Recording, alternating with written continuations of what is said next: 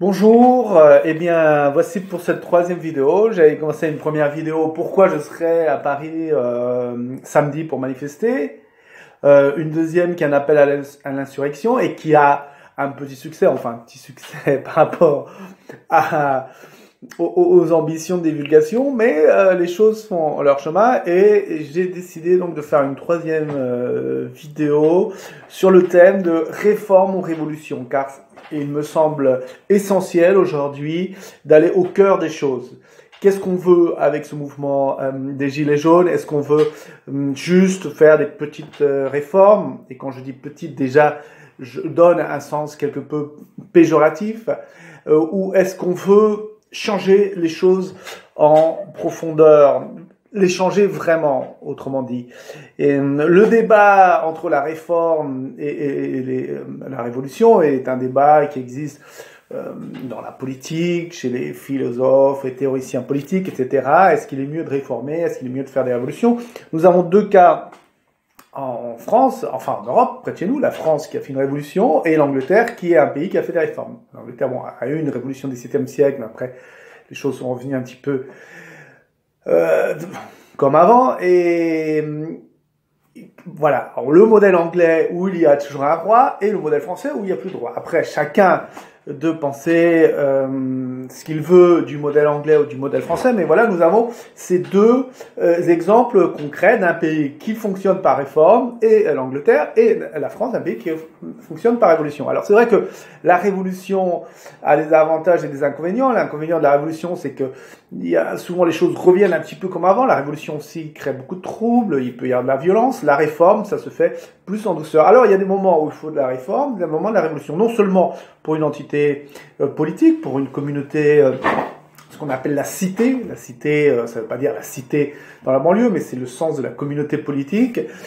Parfois, il faut faire des réformes, des révolutions. Il faut savoir que dans l'histoire de l'humanité, il y a eu très peu de vraies révolutions, puisque la révolution veut dire un changement total. Bon, ça c'est le sens qui a été donné à un certain moment donné, puisque jusqu'au milieu du XVIIIe siècle, le terme révolution, qu'on trouve d'ailleurs très très peu, le terme révolution vient de la science, c'est-à-dire tourner sur soi-même. Et bien révolution voulait dire le contraire de ce qu'il veut dire aujourd'hui, ça voulait dire revenir à l'origine, un peu comme Confucius a fait. Confucius, un grand philosophe chinois qui considère que les Chinois se sont écartés de leur tradition, donc il faut revenir à une tradition de quelques siècles auparavant, et donc c'est la révolution dans le sens confucéen. C'est pour ça que Confucius ne sera pas bien vu à l'époque maoïste, entre autres à la révolution culturelle, où les statues de Confucius vont être détruites, puisqu'il est celui qui regarde derrière, et de la sagesse qui était derrière, alors que le révolutionnaire, dans le sens actuel du terme, est censé changer pour regarder vers l'avant. Alors,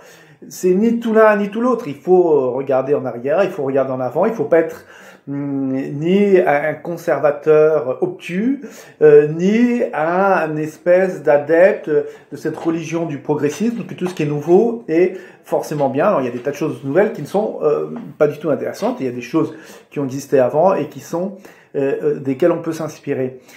Faut-il aujourd'hui, avec les Gilets jaunes, faire une révolution ou des réformes?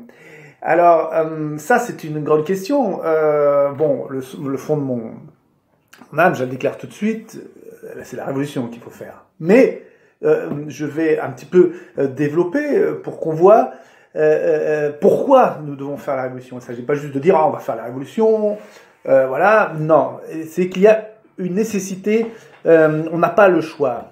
On pourrait dire que les révolutions, il y a eu très peu de révolutions, la révolution française, la révolution russe, la révolution américaine avant, mais autrement, il y a surtout eu des mouvements avec des réformes profondes. Pourquoi la révolution française est une révolution? Puisqu'on passe d'un système politique, enfin d'organisation du monde, de la société, qui est le système féodal, à un nouveau système.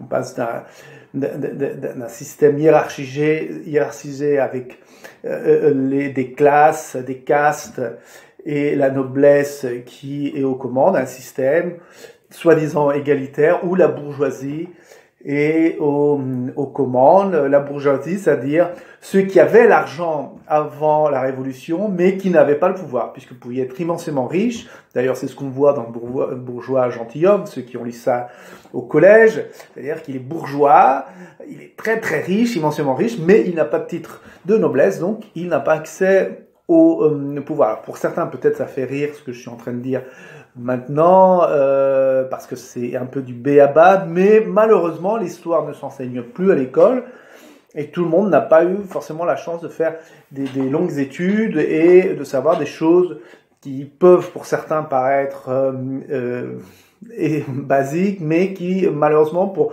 l'ensemble de la population, c'est pas mauvais de se rafraîchir des choses. Donc il y a un changement de système avec la Révolution française. C'est une vraie révolution dans le sens, disons, pas dans le sens vraiment étymologique du terme de retour en arrière, mais dans le sens qu'on a donné à partir du milieu du XVIIIe siècle. La Révolution, c'est un changement total. Et aujourd'hui, est-ce que la situation est à la Révolution ou à la Réforme? On peut dire que le système qui s'est mis en place à la fin, avec la Révolution française, c'est un nouveau système d'une société bourgeoise et industrielle, ou égalitaire et industrielle, comme on veut, puisque quand je dis égalitaire, c'est l'égalité dans les droits, puisque avant la Révolution, les droits n'étaient pas les mêmes, il y avait ces fameux privilèges. Après la Révolution, il y a une égalité dans les droits. Ça ne veut pas dire qu'il y a une égalité des chances et une égalité dans la possession des biens matériels, etc. Mais il y a une égalité face à la loi. Donc c'est quand même, à ce niveau-là, c'est indéniable, c'est un progrès incontestable, dont les droits de l'homme, etc. Après, bon, les droits de l'homme, ce sera pas le sujet aujourd'hui, mais il y a aussi des choses à en dire. Et il y a ce système qui s'installe après la Révolution, auquel on arrive aujourd'hui aux conséquences maximales, c'est-à-dire une classe. Alors attention, quand je dis bourgeois, je ne veux pas dire le bourgeois, les bourgeois, c'est comme les cochons, etc.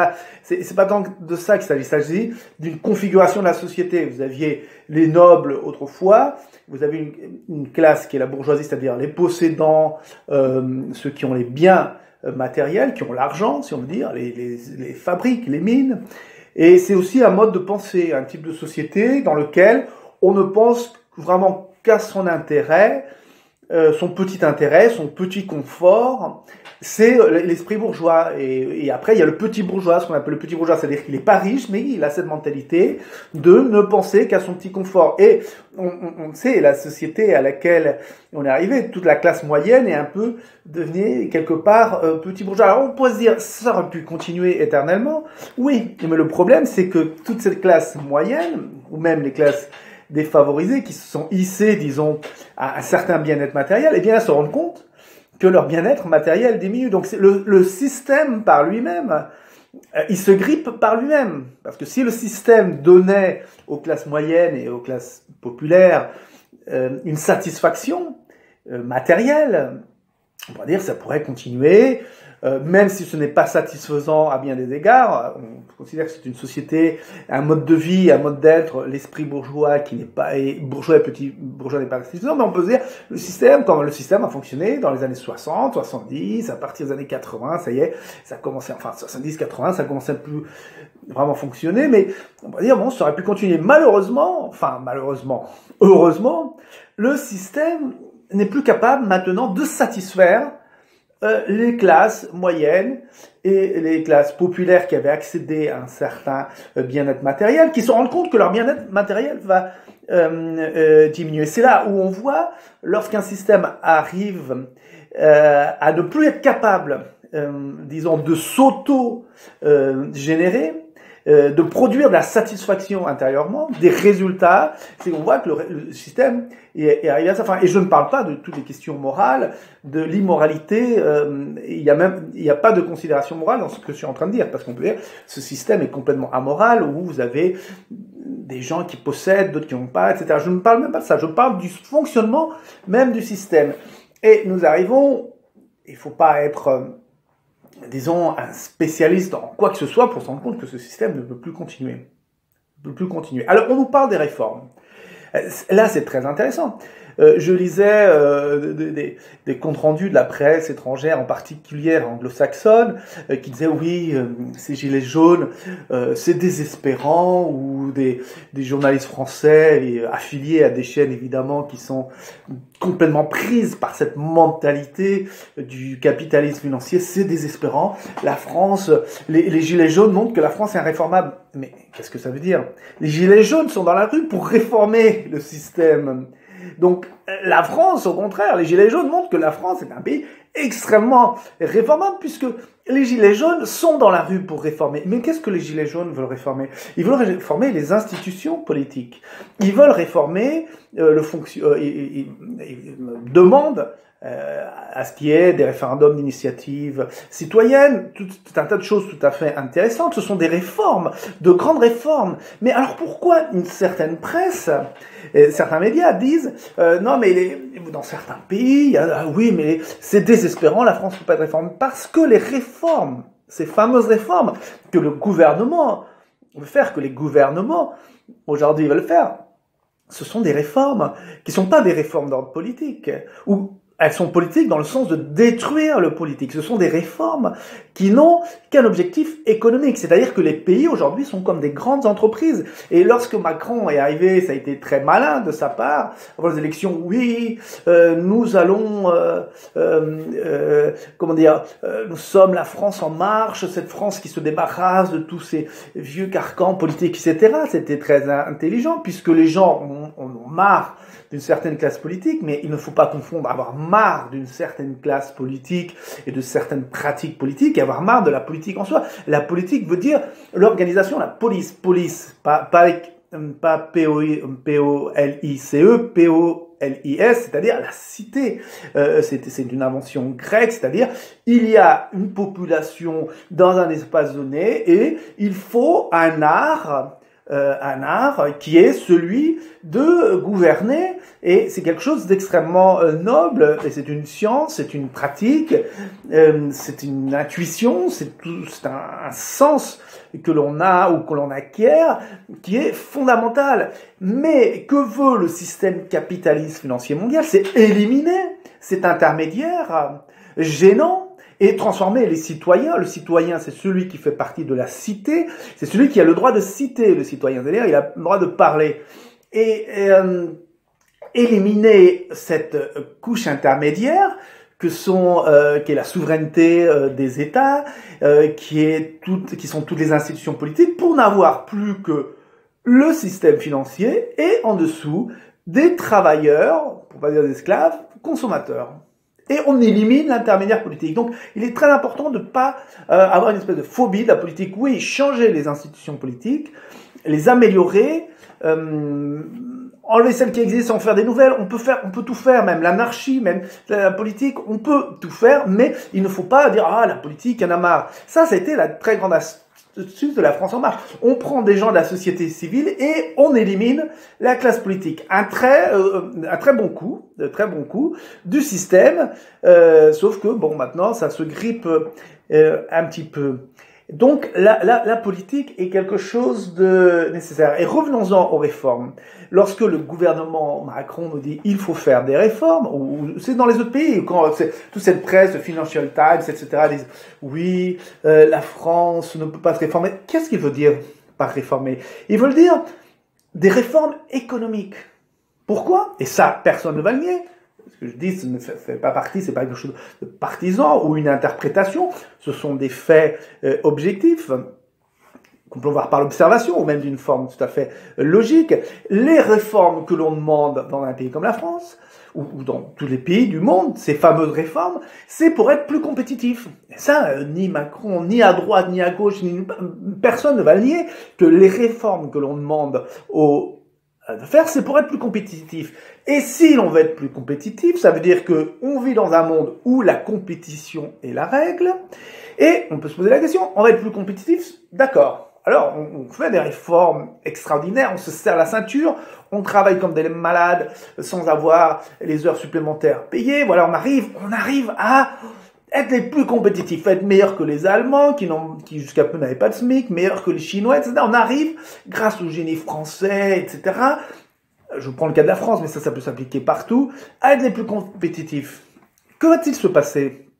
Le reste du monde, les Chinois, les Indiens, les États-Unis, l'Allemagne, enfin tout le monde va dire oh là là, les Français, ils sont vraiment les meilleurs, ils ont gagné la compétition, on arrête tout et on leur donne la médaille d'or et ça y est, on arrête le jeu. Mais non, c'est absurde. Si on vit dans un système qui est basé sur la compétition, même si la France fait des réformes, même si elle arrivait à passer devant, et d'ailleurs c'est pas une manière saine de considérer les rapports humains, de tout établir sur la compétition, et je reviendrai là-dessus, parce que c'est là où on touche les fondamentaux. Est-ce qu'on veut un monde basé sur la compétition permanente, ou est-ce qu'on veut un monde où les gens collaborent, coopèrent, vivent ensemble, sans être obsédés par je suis le meilleur, j'en avoir plus que toi. C'est une manière de vivre, de concevoir la vie qui est dominante malheureusement, puisque c'est celle qui domine dans une ère culturelle et économique qui est l'ère anglo-saxonne pour la nommer. Est-ce qu'on veut ça? Mais revenons-en à la question des réformes. S'il y a la compétition partout, on peut réformer le pays autant qu'on veut, et les autres pays vont réagir et vont se réformer. Et c'est-à-dire qu'on va être pressé, puisque les autres vont se réformer. On peut pas dire le monde fonctionne selon la compétition, vous allez vous réformer pour être plus compétitif, et après il y aura plus de compétition. Mais non, tant que la compétition est la règle du jeu, les réformes, il y en aura infiniment. Alors, il y a une époque où la compétition n'était pas aussi forte.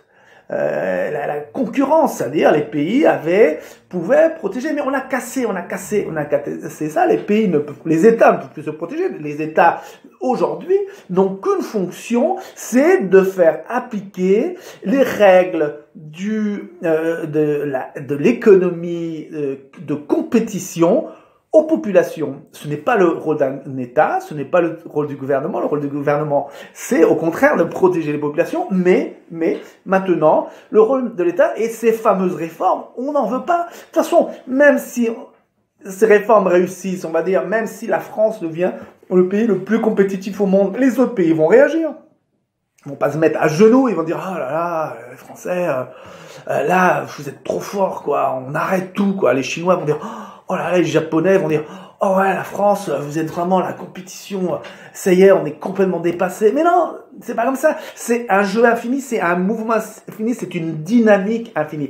Et c'est une dynamique qui vient, et il faut le dire, il faut le nommer, il faut faire une généalogie des choses, car il faut aller aux racines. Racines, qu'on est radicale, en latin, la racine, voilà, radical, qu'on dit quelqu'un est radical. Oui, quelqu'un est radical, quelqu'un qui va au fond des choses. Alors, il ne faut pas toujours être radical. Il faut être léger dans la vie, il faut développer l'art de la légèreté, ne pas prendre toujours les choses jusqu'à la racine. Mais aujourd'hui, avec cette question des gilets jaunes, est-ce qu'on apprend les choses à la légère? Oui, on pense à la légère. Non, prendre à la légère, c'est important. Il faut savoir vivre avec légèreté. Mais il faut aussi, en contrepartie, savoir vivre en allant voir au fond des choses. Il faut du discernement constamment pour voir l'adéquation de la situation à chaque instant, que ce soit dans notre vie personnelle, dans notre vie de famille, dans notre vie de groupe, dans l'entreprise, d'une nation. Quelle est l'adéquation de mon état? Dois-je être dans la légèreté, dans un état un peu moyen, ou dois-je aller à la racine? Et là, avec cette question des gilets jaunes, on doit aller à la racine. La racine, c'est que aujourd'hui, c'est l'économie capitaliste financière qui domine. C'est un fait. C'est un fait. Et personne ne va le contester. Le propre gouvernement ne peut pas le contester, puisque lorsqu'il nous demande de faire des réformes, ce ne sont pas des réformes d'ordre politique pour le bien-être de la population, ce sont des réformes pour qu'on soit compétitif. Donc l'État ne peut pas nier que nous sommes aujourd'hui, les pays sont comme des immenses entreprises. Voilà. C'est un fait. Personne ne pourra le nier. Personne ne pourra le nier. Sinon les réformes que l'on ferait, ce serait pour avoir des services publics qui permettent une meilleure éducation, une meilleure santé, enfin, tout un tas de choses. Non, les réformes, c'est pour la compétition. Est-ce que ça peut changer? Là, c'est la grande question. Est-ce qu'on peut exercer une pression contraire et réforme par réforme, arriver à ce que l'oligarchie, parce qu'il y a une oligarchie, c'est un fait, on n'est pas ici dans des fantasmes, l'oligarchie, ces gens qui ont le pouvoir, est-ce qu'on peut y arriver à ce que petit à petit, pas à pas, les choses aillent dans le sens du peuple? Ou est-ce qu'il faut un changement radical, c'est-à-dire aller à la racine et dire on n'en veut plus de ce système? Ça, chacun, selon ses connaissances, selon sa perception des choses, peut se dire, on peut y aller petit à petit, on va faire des changements, ou, si quelqu'un est plus radical, dans le sens étymologique et noble, il ne faut pas prendre radical, et des gens radicaux. Radical n'est pas quelque chose de négatif en soi. Quelqu'un plus radical va dire, non, moi je vais à la racine des choses, et je vois que ce système ne pourra pas changer en allant de petites réformes. Alors, s'il y a une petite réforme, c'est bien, mais il ne faut pas se voiler la face. S'il y a une petite réforme, il faudra en faire une autre, et il faudra en faire une autre, et il faudra en faire une autre, et il faudra maintenir une pression constante, car dès que la garde sera baissée, le principe directeur, ça, il y a un grand philosophe qui était empereur, Marc Aurèle. Alors là, c'est pareil, j'ai fait une référence cinématographique qui peut-être vont en faire sourire certains. Je crois que Marc Aurèle, des souvenirs que j'ai, c'est celui qu'on voit dans le film Gladiateur, qui se fait étrangler par son fils. Marc Aurèle était l'empereur qui a eu, à l'époque où Rome a été le plus étendu, eh bien, l'empereur était un philosophe, un stoïcien de la troisième école, et il utilisait un terme, moi, que j'aime beaucoup, qui est celui de principe directeur. Quand quelqu'un a le pouvoir, il disait, quel est ton principe directeur? Quel est le principe directeur? Le principe directeur, ça veut dire qu'il y a quelque chose, un principe, qui est celui qui est au fond. Quel est le principe directeur aujourd'hui du monde? Le principe directeur du monde aujourd'hui, c'est le capitalisme financier. C'est le principe directeur. C'est même pas nos présidents. Ça serait magnifique si on dirait, allez, on change nos présidents et tout. Oui, on peut changer. Le principe directeur aujourd'hui est le capitalisme financier. Est-ce que le capitalisme financier qui est constitué des gens les plus égoïstes, narcissiques, immatures, parce qu'ils sont immatures, parce qu'avoir des millions, avoir des milliards et vouloir continuer à en avoir plus, c'est faire preuve d'une très grande immaturité d'esprit, d'un vide intérieur, d'un manque de spiritualité, un manque d'amour, de lien avec le reste de l'humanité. J'ai des millions, j'ai des milliards. C'est quoi ce jeu? Pourquoi j'en ai avoir plus? Donc ce sont des gens qui sont attardés, ce sont des attardés affectifs, des attardés spirituels. Il y a tout moi j'ai aucune admiration pour les milliardaires, je considère que ce sont des gens immatures et malades, qui ont un talent, oui, gagner de l'argent, oui, ils ont ce talent, ça on peut pas leur dire. Certains ont eu de grandes idées, oui, mais à un moment donné, c'est pas suffisant. Il faut se dire, mais qu'est-ce que je suis? Qu'est-ce que je fais dans ce monde? J'ai une fortune considérable, et il y a des gens qui ont du mal à finir le mois, il y a des gens qui meurent de faim. C'est quelque chose d'absolument insupportable. Donc, je n'ai aucune admiration pour les milliardaires. Si, j'ai de l'admiration pour les milliardaires qui vont donner leur argent, ou qui vont utiliser cet argent pour faire progresser l'humanité. Quand je dis progresser, c'est pas progresser pour ses propres intérêts. Donc, est-ce que cette caste de personnes, qui sont des malades mentaux, donc les ultra-riches sont des malades, et ils sont malades, est-ce qu'on va s'attendre à ce que, alors que toute leur vie a été basée sur l'acquisition et un espèce de jeu de j'en aurai plus, est-ce qu'on peut attendre de ces gens qui nous disent ah oui mais on va vous donner finalement on en a marre quoi, on en a marre, on est grisé par la sensation de pouvoir, parce que le pouvoir, et nous tous, même le gilet jaune qui est un rond-point, n'importe qui, le pouvoir est la pire des drogues. Le pouvoir est ce qu'il y a de plus dangereux. Je connais des gens très bien qui, arrivant à une certaine situation de pouvoir, ont été complètement pervertis. Et ces gens-là ont le pouvoir absolu, puisque l'argent est le pouvoir absolu. Donc même si à l'origine ça peut être des gens bien, ils ont été contaminés. C'est extrêmement difficile d'avoir ce pouvoir absolu et ne pas être perverti.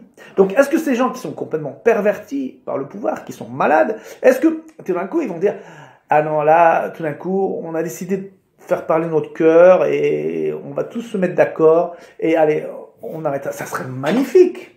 Mais il y a très peu de chances, ça n'arrivera pas. Il y a très peu de chances que ça arrive. Et même, on peut pas attendre le sort de toute l'humanité peut pas dépendre que tout d'un coup, un bon matin, ils se réveillent, ils disent, on en a marre de ce système, même si on a tout le pouvoir, tous les avantages, même si on vit comme des rois, même beaucoup plus que des rois, puisqu'ils n'ont aucune obligation vis-à-vis de personne, parce qu'il faut pas oublier que les rois, que la noblesse oblige. Vous connaissez peut-être, vous avez peut-être entendu cette expression, c'est-à-dire que la noblesse était obligée par rapport au peuple.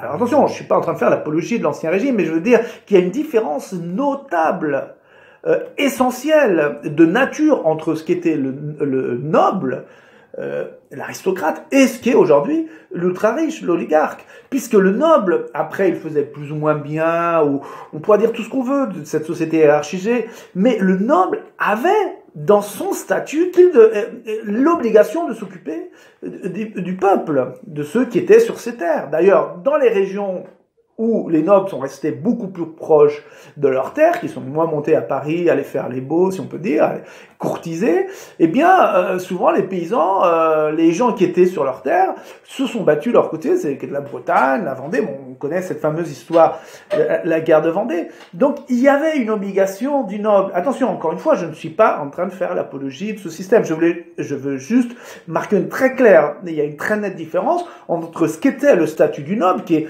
pour nous, post-révolutionnaire, incarne cette hiérarchie absolue. Non, l'ultra-riche aujourd'hui n'a aucune obligation envers le pauvre. Aucune. Non seulement il n'a aucune obligation, mais il vit immergé dans une culture selon laquelle tout n'étant que compétition, tout n'étant que la survie du plus fort, on revient à ce darwinisme social. Est-ce que c'est le darwinisme qui a créé cette mentalité, ou est-ce que c'est cette mentalité qui a créé le darwinisme? C'est une grande question, mais dans tous les cas, il faut dire que la théorie de les plus forts s'adaptent et les autres disparaissent vient à point nommé dans un 19e siècle hyper industriel, hyper colonialiste et impérialiste, dans cette Angleterre, c'est venu à point nommé pour justifier que dans la nature, comme dans la société, il y a ceux qui sont adaptés et qui doivent survivre, et qui sont les mieux adaptés, c'est-à-dire que c'est la sélection qui veut ça, et ceux qui ne sont pas adaptés et qui doivent être éliminés. C'est un système abject et qui nous contamine. Le 18 juin 1815, il se passe un événement, vous le savez peut-être, c'est la défaite de Waterloo. Alors les gens vont dire, oui, Waterloo, Napoléon qui voulait être un empereur, contrôler le monde, etc. Non, ce sont deux conceptions du monde qui se confrontent. C'est la conception latino, disons, française, du continent, qui est celle de Napoléon, et la conception anglo-saxonne du mouvement perpétuel, extrêmement dynamique, du commerce, du libre commerce. Napoléon appelait les Anglais des boutiquiers, il appelait une nation de boutiquiers, et les boutiquiers ont gagné dans cette confrontation entre deux conceptions du monde. Une conception romaine, latine, dans lequel il y a un espace qui est celui de la cité, de la nation, du continent, dans lequel la société doit être organisée par la politique, et la conception anglo-saxonne, dans laquelle la politique n'a pas vraiment un rôle très important à jouer, elle est juste là pour permettre le libre commerce, la liberté d'action. Alors je dis pas qu'un système est tout bon et que l'autre soit tout mauvais. Je dis juste que il y a cette confrontation entre deux conceptions qui sont complètement antagoniques du monde, la conception latino-romaine napoléonienne, disons, et la conception anglaise qui va gagner en gagnant Waterloo. On peut dire ils étaient obligés de gagner quelque part. Révolution industrielle oblige, le principe directeur devenant l'industrie, le commerce, le développement de l'activité économique, il était impossible qu'un système qui donnait la priorité à la politique, dans le sens noble du terme, c'est-à-dire à l'organisation de la société selon des critères, disons, stables, et non pas ce mouvement, cette dynamique du libre commerce, eh bien, il était impossible que, quelque part, que cette vision du monde s'impose. Mais après 2 siècles 2 siècles de culture de boutiquier. L'autre jour, je lisais un article universitaire. Alors, si je dis un article universitaire, c'est pas pour être pédant. C'est qu'aujourd'hui, quand on dit un article, on pense à un article de presse. Et les articles de presse sont biaisés la plupart du temps. Un article universitaire est censé ne pas être biaisé. Alors après, il peut y avoir évidemment des opinions, mais un article universitaire dans lequel il disait, pour les États-Unis, la mondialisation, ça a été très simple, puisque ça a été l'application de leur système à eux, intérieur, au reste du monde. Et c'est ce qui se passe. Nous vivons aujourd'hui culturellement colonisés par des préceptes des boutiquiers, ceux qui ont gagné Waterloo, qui se sont étendus. D'ailleurs, les Angles et les Saxons étaient 2 peuples, c'était les tribus les plus barbares parmi les barbares. Vous aviez les Angles et les Saxons. Ils étaient tellement barbares que les Celtes, qui étaient en Grande-Bretagne, et les Celtes, les ont pris comme mercenaires, et puis ces mercenaires, ils sont venus, puis un jour ils se sont dit, nous, on est des mercenaires, et maintenant, on va venir là avec tous les nôtres, et les Angles, les Saxons ont débarqué en Grande-Bretagne, et ont laissé les Celtes en Irlande, au Pays de Galles, et en Écosse, et ils ont pris toute la place. Et l'Angleterre est devenue un pays barbare, c'est ce que les Anglais appellent Dark Ages, la période noire, obscure, on sait même pas trop ce qui s'est passé, jusqu'à ce que Guillaume, le fameux Guillaume le Conquérant, un Normand, disons, avec une base, évidemment, viking, tout ce qu'on veut, mais il y avait une base latine, vienne, et civilise ce pays, qui est une petite puissance, jusqu'au moment où elle commence à devenir une grande puissance, 17e, 18e, s'étend par le monde, fait des petits, dont les États-Unis d'Amérique, dont le but est de contrôler le monde. C'est un fait, on n'est pas dans le fantasme, c'est un pays qui a des centaines de bases militaires partout dans le monde, mais eux, ils ont le droit, c'est-à-dire que si les Américains ont des bases en Chine, autour de la Chine, autour de la Russie, partout, eux, ils ont le droit. Si demain, il y avait des bateaux chinois ou russes dans le golfe de Mexique, on dirait, regardez, les Russes et les Chinois, ils veulent dominer le monde. Mais par contre, si les Américains sont en mer de Chine, c'est normal, c'est légitime. Ils contrôlent les médias, ils contrôlent la pensée, ils contrôlent pas la pensée, heureusement, mais ils contrôlent les producteurs officiels de pensée, qui sont d'ailleurs aujourd'hui en France, en l'occurrence les héritiers de mai 68. C'est tout à fait intéressant comment les héritiers de mai 68, qui étaient trotskistes, maoïstes, sont devenus finalement les colporteurs de la pensée américaine, impérialiste. Et c'est une réalité, là on va à la racine des choses, cette dynamique anglo-saxonne de l'expansion,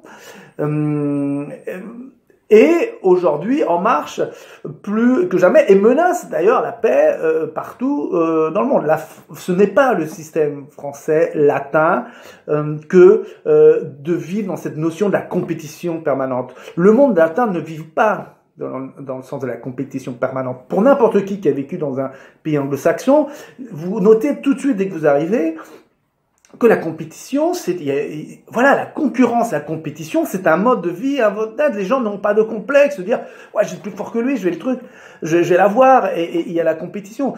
Et là, on a 2 principes directeurs, je vous parlais de principes directeurs tout à l'heure, qui sont complètement incompatibles, même religieusement. Il y a quelqu'un qui est né, qui était de Picardie, Jean Calvin ensuite, Jean Calvin qui a repris quelque chose de terrible.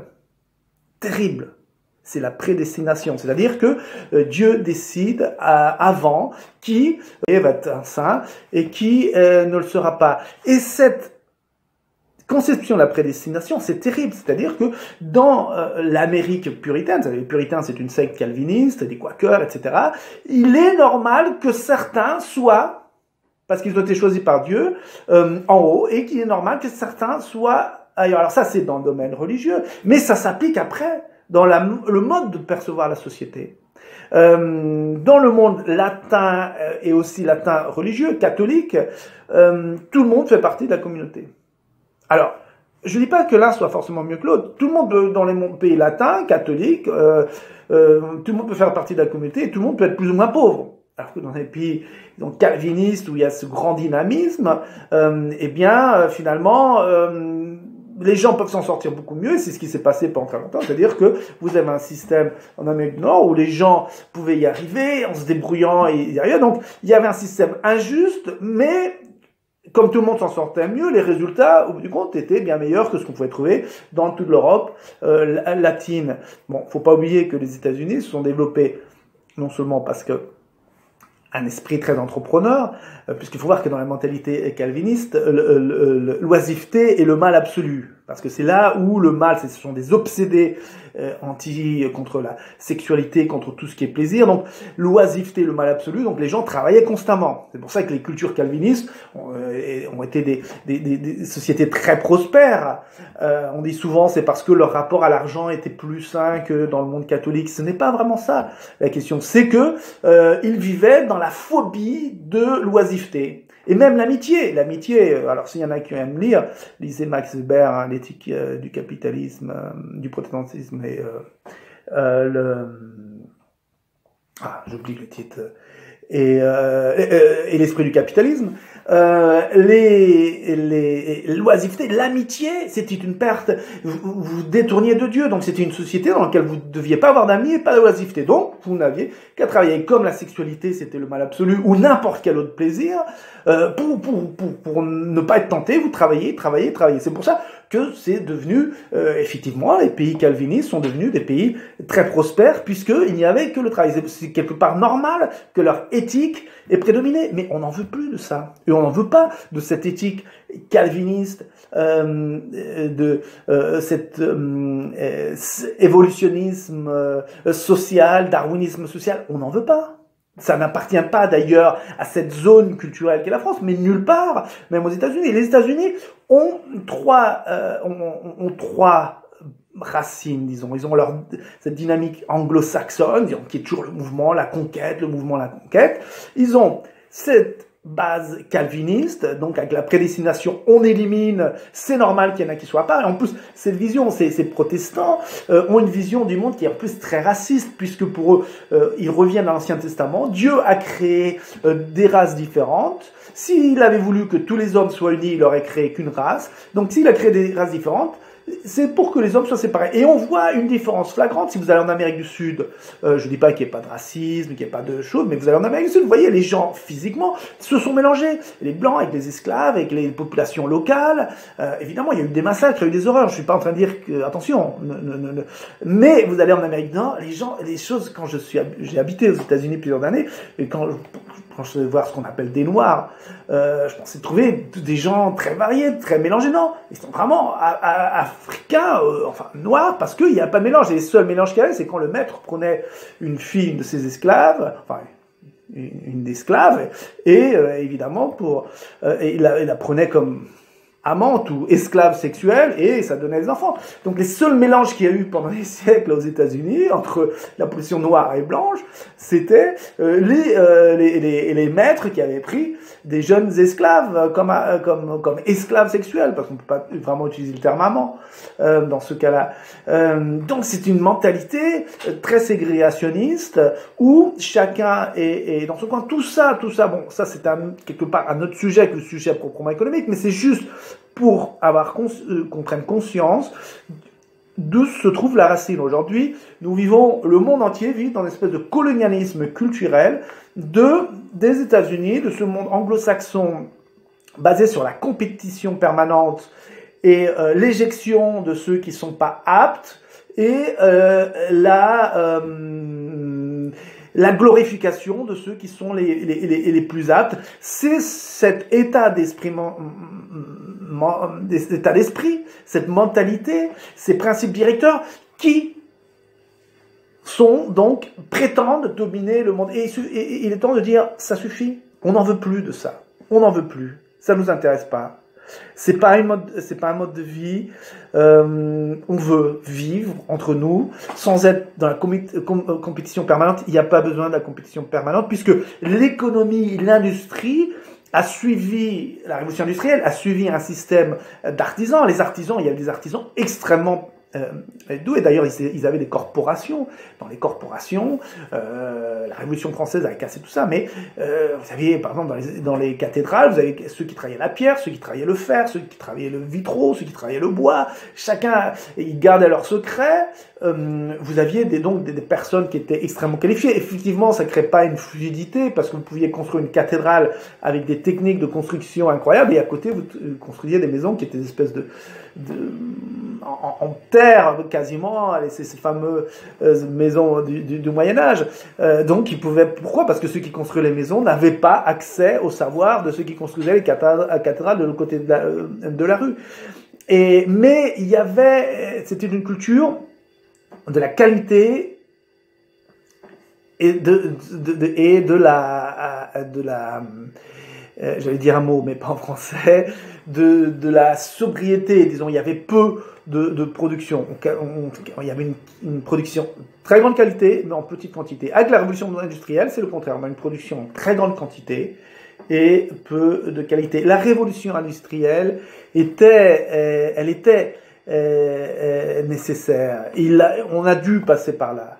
Mais aujourd'hui, la technologie, la technologie, la fabrication des produits, aujourd'hui, elle peut se faire quasiment automatiquement. Il faut qu'on change nos paradigmes.